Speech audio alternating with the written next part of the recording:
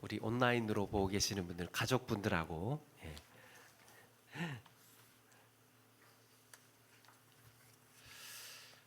예수님께서 떡 5개와 물고기 2마리로 수많은 사람들을 먹이신 후에 그때 있었던 사람들이 예수님을 왕으로 세우려고 했지요. 이분이야말로 무너진 다윗 왕국을 세우실 분이다. 야, 이분이야말로 우리가 기다리던 메시아다.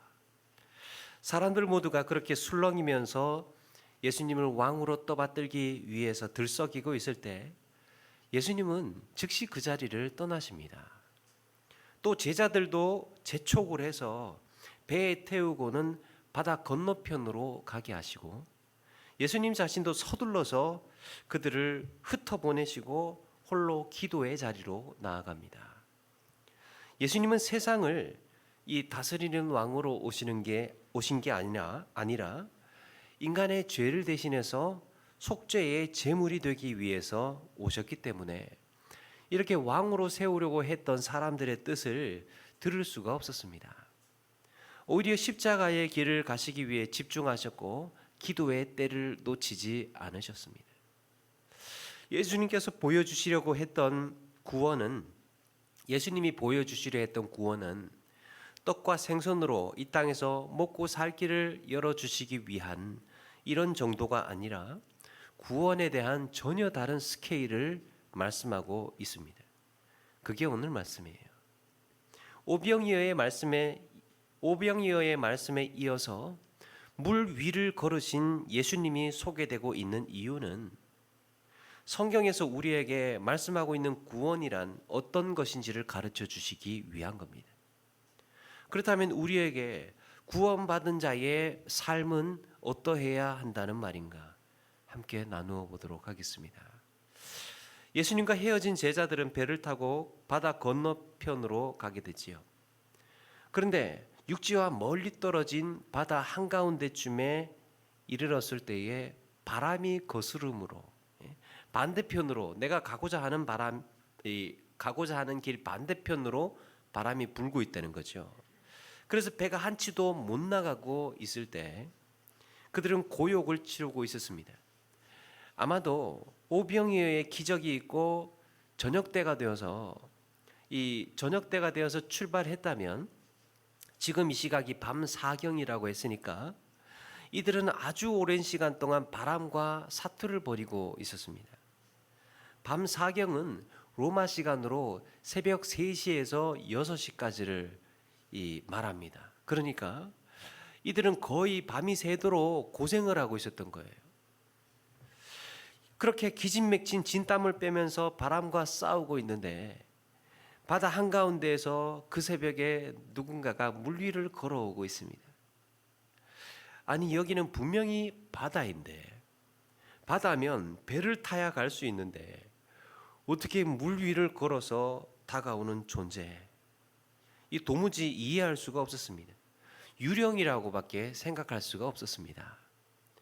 물 위를 다니는 존재, 이 수면 위를 다니는 존재는 영적인 존재라는 말이죠. 여러분, 새벽 4시에 바다 한가운데 새카만데 밤새도록 바람과 싸워가면서 그렇게 지쳐 있는데 유령을 만났다는 것은 무슨 말입니까? 이제 죽음을 눈앞에 두고 있다는 말이죠. 두려움이 밀려옵니다. 마치 신화에 나오는 사이렌, 그 사이렌처럼 그들은 배가 파산하기 직전에 드디어 이제 헛것을 보고 이 유령을 만난 줄 알았습니다. 그런데 예수님께서 뭐라고 하십니까? 안심하라, 나니 두려워 말라. 예수님이었습니다. 그럼에도 캄캄한 바다에 저 앞에 보이지 않는 저 앞에 보이는 분이 예수님인지 아닌지 확인할 수가 없었습니다. 목소리로는 예수님이지만 뭔가 확인이 필요했습니다. 이때 베드로가 무모한 제안을 하죠. 주여, 만일 주님이시거든 나를 명하사 물 위로 오라 하소서. 안 될 말이지요. 배를 타고도 그 바다를 한 걸음도 못 나가고 있는데 배마저 내려버리고 물 위를 어떻게 걸어간단 말입니까? 그런데 예수님께서 뭐라고 하십니까? 오라. 그래, 물 위를 걸어오라. 여러분, 오래전에 그 인디아나 존스 성배를 찾아서라는 영화가 있었지요. 절벽과 절벽 사이에 지도상으로는 분명히 걸어가라고, 그 지도에는 분명히 걸어가라고 되어 있는데 눈앞에 보이는 건 깎아지른 절벽이었습니다. 한 걸음만 내디디면 분명히 수천 길 낭떠러지로 절벽 아래로 떨어지는 거였어요. 한 걸음만 딱 내디디면 절벽 아래로 떨어지는 겁니다. 그런데 지도에 표시된 대로 절벽 앞으로 한 걸음을 내딛는 순간 보이지 않는 돌다리가 있다는 걸 알게 됩니다. 오늘 베드로가 시커먼 바다로 한 걸음 내디딜 때 그런 믿음의 담력이 필요했던 거예요. 자기 눈앞에는 분명히 캄캄한 바다입니다. 배를 떠나면 그대로 빠지는 거예요. 그런데 예수님의 말씀을 따라서 한 걸음을 내딛었을 때 어떻게 되었습니까? 놀라운 일이 일어나죠. 정말로 물을 걷게 된 겁니다. 물 위를 걷게 된 거예요. 그런데 또 얼마 못 가서 이 풍랑을 보고 바다에 빠져버립니다. 베드로는 예수님께 구해달라고 소리쳤고 예수님은 즉시 손을 내밀어서 붙잡아 주셨습니다. 그리고 그때 무슨 일이 일어납니까? 바람이 그쳤습니다. 그렇게 밤새도록 씨름하면서 그치지 않았던 바람이 예수님께서 베드로를 붙들어 주시는 순간 거짓말처럼 바람이 그쳤다는 거예요. 우리는 여기서 물에 빠진 베드로가 건짐을 받자 바람이 그쳤다는 점, 그리고 예수님께서 물 위를 걸어 오셨다는 점을 전체적으로 보면서 예수님께서 말씀하시고자 하는 구원받은 자의 삶이 어떠해야 하는지를 묵상해 볼 수 있습니다. 자, 그렇다면 예수님께서 물 위를 걸어 오신 이유가 무엇일까? 아니, 어차피 제자들하고 같이 가실 거면 아예 처음부터 배를 타고 제자들하고 함께 가실 일이지 왜 예수님은 물 위를 나중에 그렇게 걸어 오신 걸까? 예수님께서 나 이 정도야, 나 이 정도 물 위를 걸을 수 있는, 물 위도 걸을 수 있어. 그러면서 그거 보여주시려고 일부러 제자들을 먼저 보내고 나중에 그렇게 걸어 오신 걸까? 아니지요. 이건 앞에 일어난 오병이어와 관련이 있습니다. 수많은 사람들이 예수님을 왕으로 세우려고 술렁이고 있을 때 제자들의 마음이 어떠했겠습니까? 속으로 야, 그러면 나도 한 자리 하는 거 아니야? 그러면 내가 예수님의 제자니까 이대로 예수님이 왕이 되면 나한테 한 자리 주시지 않겠어? 그렇게 생각을 했을 겁니다. 이런 생각은 예수님이 십자가에 달리시기 위해서 예루살렘으로 가는 동안에도 끊이지를 않았습니다. 그래서 예수님은 세상의 자랑과 욕심이 고개를 드는 오병이어의 현장을 즉시 떠나게 하셨고 예수님은 기도의 자리로 나아갔습니다. 그리고 예수님께서 물 위를 걸어오심으로 너희가 걸어가야 할 구원받은 자의 삶이란 무엇인지를 가르쳐 주신 겁니다. 안 되겠다. 이 자리 너희들 먼저 떠나라. 너희들 여기 있어 가지고는 안 되겠다. 그리고 내가 보여줄 구원받은 자의 삶이 어떤 것인지를 예수님께서 물 위를 걸어오심으로 보여주셨던 거예요.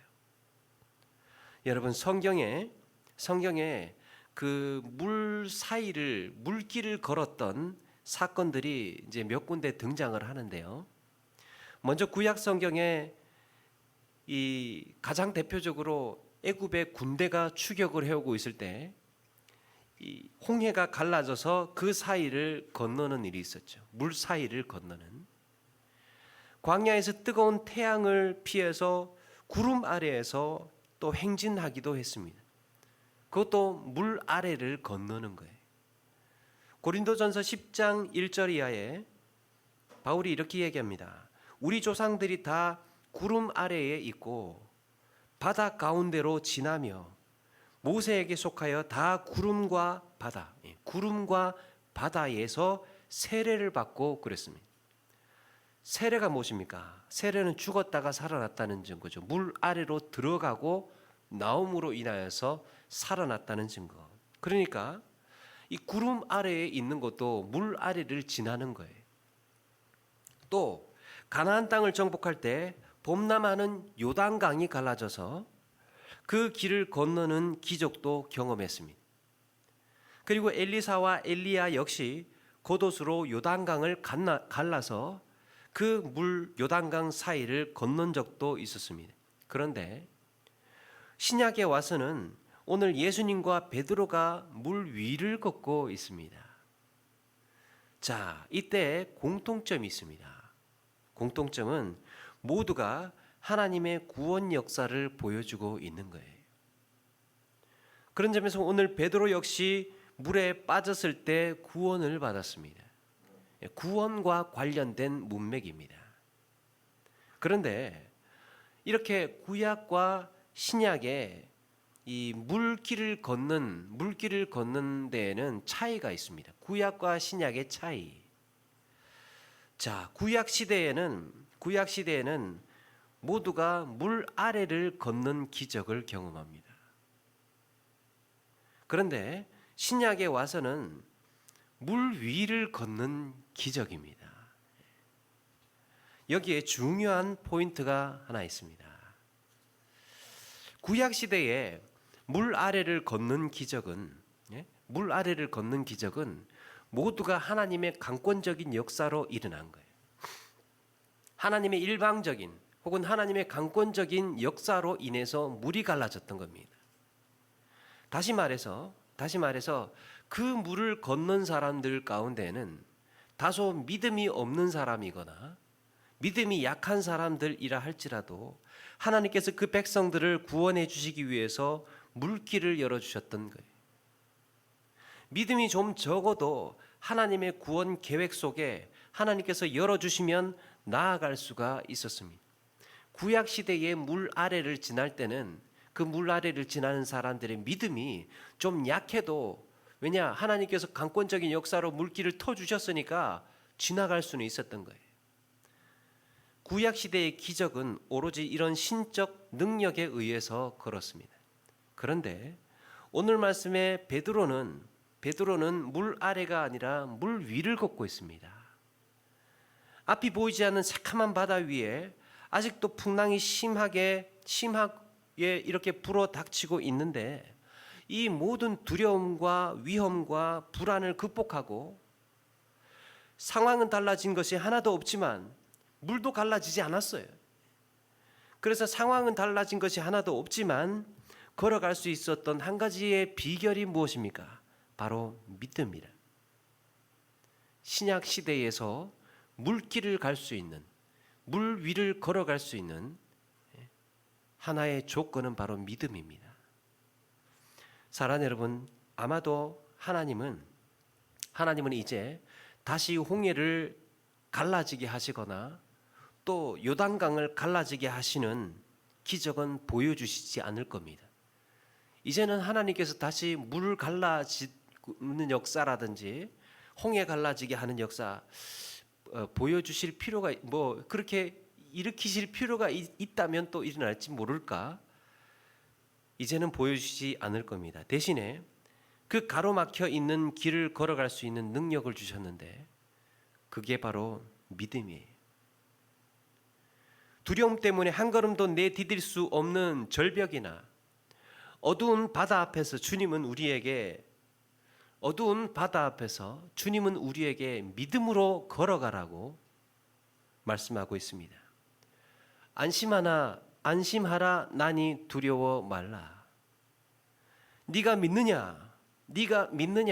그러면 걸을 수 있다. 내가 그 현장에서 너와 함께 있으니 두려워 말라. 너희에게 지금 필요한 건 믿음이다. 바람이 불고 있고 그게 시커먼 이 새벽 4시에 밤이건 간에 바다 한가운데이건 간에 한 치 앞도 앞으로 나아갈 수 없는 그 캄캄한 밤이건 간에 너희가 걸을 수 있는 비결이 있다. 믿음. 그때가 칠흑 같은 밤이건 거기가 풍랑이 몰아치는 바다건 상관없이 믿으면 걸어갈 수 있다. 여러분, 오늘 우리에게 직면한 삶은 믿어야 걸어갈 수 있습니다. 우리가 살고 있는 세상에는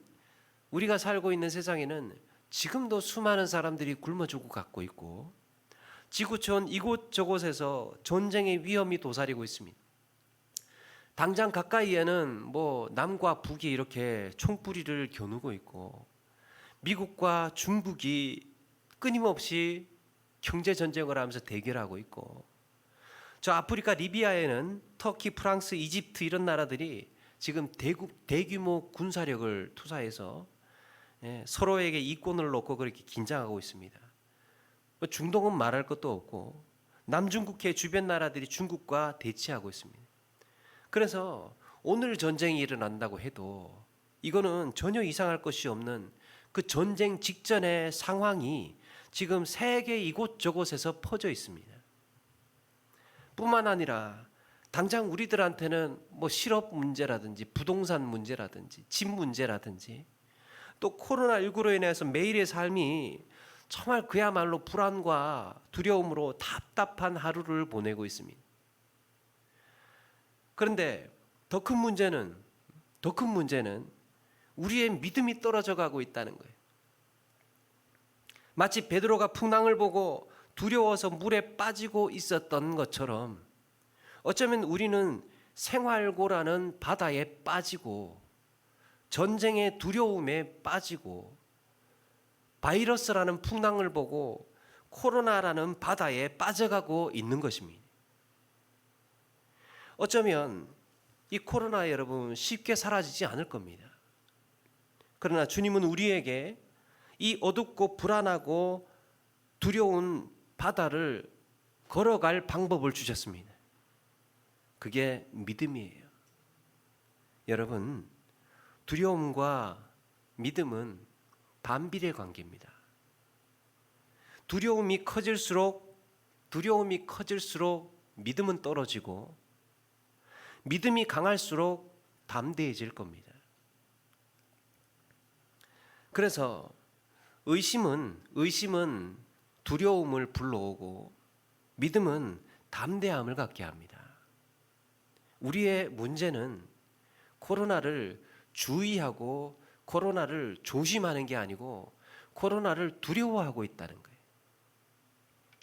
어제 노회 목사님께서 어제 노회 목사님이 어떤 의사분하고 통화를 하다가 참 그 통화 내용이 이건 나하고만 통화할 게 아니다. 이 내용 녹취해야 되겠다. 그래 허락받고 녹음해가지고 녹취를 해서 그 파일을 이제 올려주셨는데 이제 저도 그걸 듣고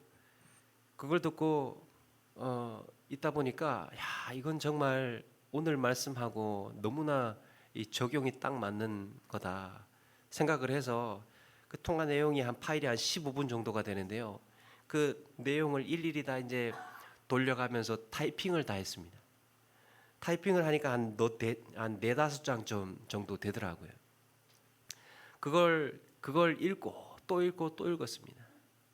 분량이 많아서 다 소개해 드릴 수는 없고 간략하게 말씀드리면 이런 내용이에요.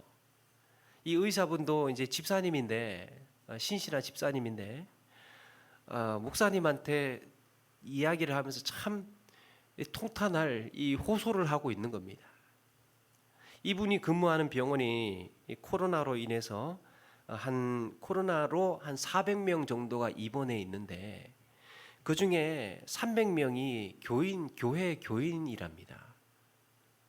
그런데 처음에는 이 코로나가 시작될 즈음에 초창기에는 신천지며 은혜의 강처럼 이제 그런 다 이단들이라서 기존 교회는 걸리지 않고 이런 신천지에서 걸려서 다 이단들이라서 그 사람들이 그 병원에 와서 입원해서 어떤 몰상식하고 이상한 모습을 보이면 저 사람들은 이단이라서 저런 거라고 이렇게 인정하고 넘어갔답니다.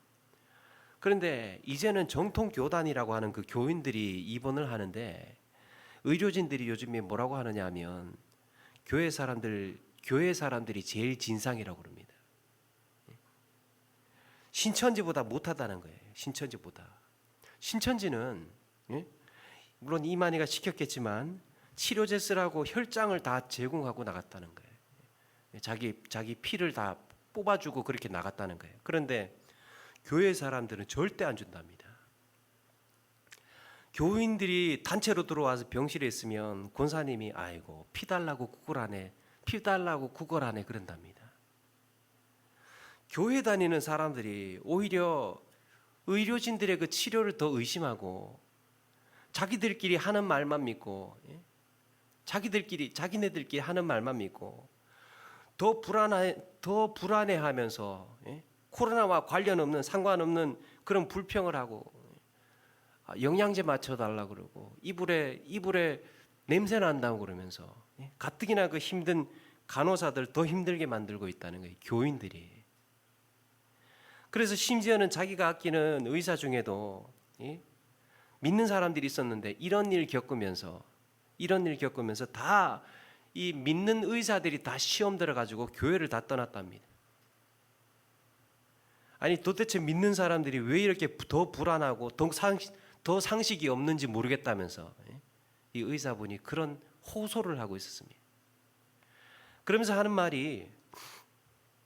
말이 차라리 신실한 크리스찬들이 좀 코로나에 걸려가지고 입원했으면 좋겠대요. 신실한 크리스찬들이 입원해서 의연한 모습도 좀 보여주고 의사 간호사들한테 참 얼마나 고생 많으냐고 그렇게 좀 격려도 해주고 볼 때마다 기도도 좀 해주면서 그렇게 모범이 되어주면 그들 마음이 안 움직이겠냐는 거예요. 최소 2주 동안 입원하는데 2주 동안 그렇게 격려해주고 2주 동안 기도해주는데 감동되지 않겠냐는 거예요. 야, 그래 믿는 사람 원래 이런 모습이야. 원래 이런 모습. 믿는 사람 원래 이런 모습이야. 그러면서 지금 완전히 망가져 있는 그 교회 이미지를 좀 바꿔달라는 겁니다. 코로나에 걸린 걸로 인해서 죄책감 갖지 말고 입원했을 때 주위 사람들을 감동시킬 수 있도록 정작 코로나에 걸렸을 때 주변 사람들한테 의연한 모습 보여주고 오히려 주변을 돌아볼 줄 알고 격려해주고 기도해줄 줄 아는 이런 모습을 보여줄 수 있도록 준비해서 코로나에 걸리라는 거예요. 여러분 이제 코로나에 안 걸리는 건 솔직히 거의 불가능하답니다. 이제는 코로나에 안 걸리는 거는 불가능하다는 거예요. 우리도 역시 언제 코로나에 걸릴지 모르는 이런 형편에 놓여 있습니다. 그래서 지금 어디 나가서 당장이라도 코로나에 걸려도 이상하지 않을 정도로 그렇게 만연해 있는데 걸리긴 걸릴 텐데 제발 두려워하지 말고 오히려 이걸 전도의 기회로 삼자는 거예요. 전도의 기회로. 당장 다음 주가 되면 더 난리가 날 거고요. 입원 자리가 없어서 나중에는 이 집에서 나오지 말라는 얘기가 나오게 될 텐데 믿음 없는 사람들이나 이 믿음 약한 사람들이 또 뛰쳐나올 거고 그렇게 되면 봐 교회 다니는 사람들 또 뛰쳐나왔어. 교회 다니는 사람들이 또 뛰쳐나왔어. 이런 얘기 나올까 봐 걱정이랍니다. 여러분 바이러스는 한 열흘 정도면 만에 안 죽으면 안 죽는답니다. 이걸로 죽은 사람들을 조사해 보니까 다 열흘 내에 죽었다는 거예요. 그러니까 한 열흘만 문제 없으면 코로나가 있어도 걱정할 게 없다는 거예요.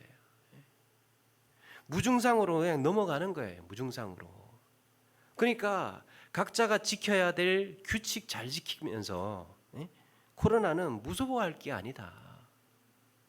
그래서 제발 겁내지 말고 잘 견디고 잘 먹고 잘 자면 다 넘어간다는 거예요.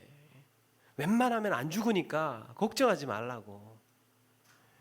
이제는 의료 기술에도 이 하도 많은 케이스를 보다 보니까 이 의료진 기술도 노하우가 생겨가지고 이 기저질환이 있거나 노약자가 와도 이제는 웬만하면 거의 안 죽는답니다. 그래서 제발 두려워하지 말고 이제는 주위 사람들 좀 돌아보라는 겁니다. 믿는 사람들이 그런 모습 보여줘야지 누가 보여주겠냐는 거예요. 여러분, 코로나 바이러스가 왜 걱정할 게 아닙니까? 당연히 불안하고 불편한 거예요. 그러나 누구보다도 경각심을 갖고 주의를 강조해야 되는 이 의사분의 이야기를 들으면서 이 시대에 필요한 구원받은 자의 믿음을 받습니다. 누구보다도 조심하고 누구보다도 경계해야 할 의사가 이렇게 겁내지 말라고 이야기하는 정도면 우리 믿는 자로서의 의연한 믿음, 무모함과 담대함은 다른 거예요. 무모함은 질서 지키지 않고 규칙도 지키지 않고 마스크 쓰지 않고 그렇게 다니는 건 무모한 거예요. 믿음으로 안 걸린다, 이거는 무모한 겁니다. 그러나 담대한 것은 우리가 지켜야 할 질서와 이성적이고 합리적인 상식적인 이런 규칙들을 다 지켜가면서 그럼에도 걸렸을 때 흔들리지 말자, 믿음으로 담대하자, 이게 담대함인 거예요. 그분이 그러면서 코로나에 걸린 건 죄가 아니래요. 코로나 걸린 것 가지고 너무 죄책감 가지고 그러지 말고 코로나 걸려가지고 들어와서 주위 사람들 힘들게 하고 시험 들게 하는 게 죄라는 거예요. 걸리는 건 죄가 아닌데 걸려서 다른 사람들 시험 들게 하는 건 죄다. 오히려 믿지 않는 사람들을 믿게 하고, 야, 역시 믿는 사람들 다르긴 다르구나. 교회가 역시 희망이야. 교회가 이런 어려울 때 정말 교인들이 보여주는 그 신실한 모습, 질서 지켜주는 모습, 성숙한 모습이 정말 우리가 안 믿는 사람들이 보고 배워야 돼. 참 정말 교인들 정말 저렇게 그 도덕적으로 엘리트야, 성숙해 있어. 이런 걸 배워야 된다. 이런 걸 보여주자는 거죠. 그래서 그런 생각이 들도록 준비해 달라는 거예요. 준비하라. 저는 여기서 이 이야기에 100% 동감을 하고 이런 생각을 했습니다. 야, 코로나에 걸릴 준비를 해야 되겠구나. 코로나 걸릴 준비해야 되겠다. 아니, 일부러 코로나 걸릴 필요는 없죠. 코로나에 걸리자는 게 아니에요. 좀 불편하지만 마스크 착용하고 안전수칙 지키면서 자기 건강 잘 단속해야 됩니다. 그런데 우리는 매일 어떻게 하면 코로나에 안 걸릴까? 어떻게 하면 안 걸리나? 이것 가지고 매일 불안해하지만 정작 코로나에 걸렸을 때 나는 믿는 자로서 어떻게 행동을 해야 하고 내 마음가짐은 어떤 마음가짐으로 그 시간 동안, 그 이번 기간 동안 믿음으로 걸어갈지를 준비하고 있는가? 정작 코로나에 걸렸을 때 믿는 자로서 어떻게 걸어갈지를 준비하고 있는가 돌아보자는 거지. 코로나는 여러분 바다입니다. 바다. 우리를 두렵게 만들고 불안하게 만들고 마음을 조급하게 만드는 바다예요. 만약에 그 바다에 내려앉았을 때, 거기에 한 걸음 내디뎠을 때 나는 어떻게 걸어가야 할 것인가 준비해야 하지 않겠습니까? 코로나에 걸리지 않는 것이 더 좋은 일이지만 부득이 걸렸다 하더라도 두려워하지 말고 믿는 사람들은 더 상식적이고 더 의연하고 더 담대해야 할 줄로 믿습니다. 오히려 수고하시는 분들 더 도와주려고 애쓰고 더 협조해주고 이런 때일수록 더욱 기도하는 모습을 보여줘야 될 때라는 거죠. 정말 경계해야 하는 것은 코로나가 아니고 코로나를 이용하는 사탄의 시험이에요. 사탄의 코로나 전략, 우리는 사탄의 코로나 전략을 기억해야 됩니다. 이로 인해서 기도가 끊어지게 만들고, 이로 인해서 예배를 떠나게 만들고, 이로 인해서 신앙을 떠나게 만드는 게 코로나 사탄의 전략 아닙니까? 사탄의 코로나 전략. 여기서 만약에 우리가 두려워하고 움츠려들고, 여기서 우리가 예배의 자리, 기도의 자리, 말씀의 자리에 경직되어 있다면 그 사탄의 코로나 전략에 딱 걸린 거예요. 여러분, 우리는 분명히 위기 앞에 놓여 있습니다. 그러나 믿지 않는 사람들과는 다른 모습으로 걸어가야 하지 않겠습니까? 똑같이 불안해하고 똑같이 안절부절하면서 오히려 안 믿는 사람보다 더 두려워한다면 과연 믿음으로 걷는 삶이라고 할 수 있겠습니까? 믿음이 사라질 때, 우리는 믿음이 사라질 때 구원받은 자로서의 삶을 걸어갈 수가 없는 거예요. 믿음이 없는데 어떻게 내가 구원받았다고 이야기를 할 수 있습니까? 지금 믿지 않고 있는데. 캄캄하고 두렵고 풍랑이 몰아치는 바다처럼 우리가 사는 오늘의 삶이 그와 같다고 하더라도 의연한 믿음으로 담대히 걸어가시는 저와 여러분 되기를 바랍니다. 말씀을 마칩니다. 미국의 대통령 아브라함 링컨은 이런 말을 남겼습니다. 부정적인 실패와 감정을 받아들이거나 거부하거나 아예 굴하여 염려하거나 아니면 걱정의 유혹을 뿌리치고 전진하거나 어떤 것을 선택하느냐는 우리의 자유다. 그리고 이런 말을 합니다. 두려움에 귀 기울이지 말라. 두려움에 귀 기울이지 말라. 두려움 자체가 두려운 것이지 다른 것으로 두려워할 필요가 없다는 겁니다. 두려운 건 두려움 그 자체라는 거예요.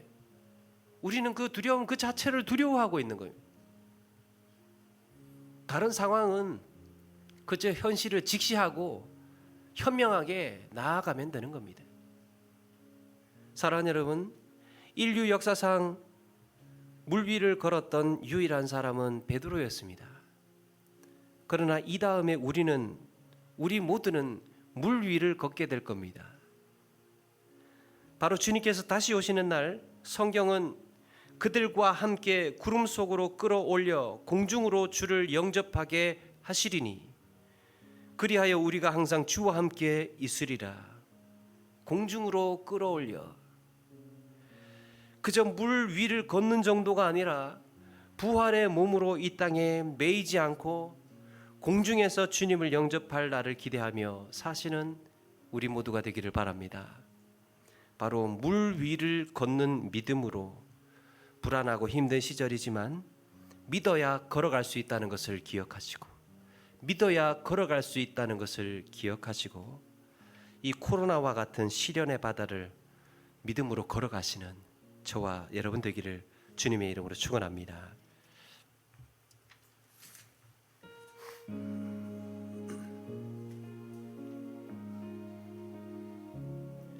큰 물결이 설레는 어두운 바다, 저 등대의 불빛도 희미한데 이 풍랑에 배저 항해하는 이 작은 배 사공은 주님이라.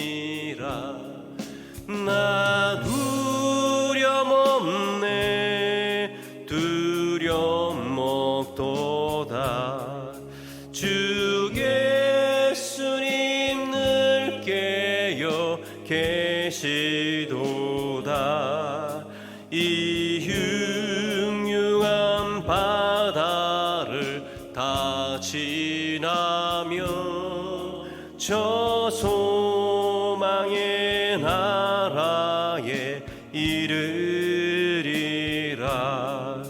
큰 풍랑이 이 배를 위협하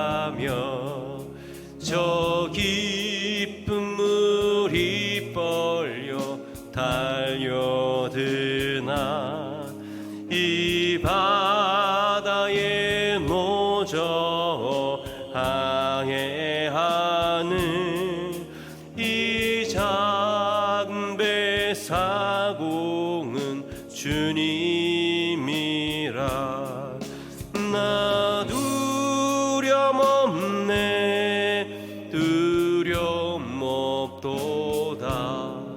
주 예수님 늘 깨어 계시도다.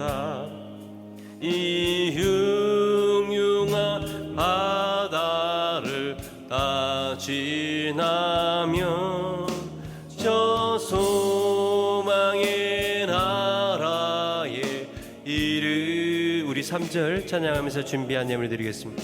소리로 물결을 명하시며 이 바다는 고요히 잠자리라.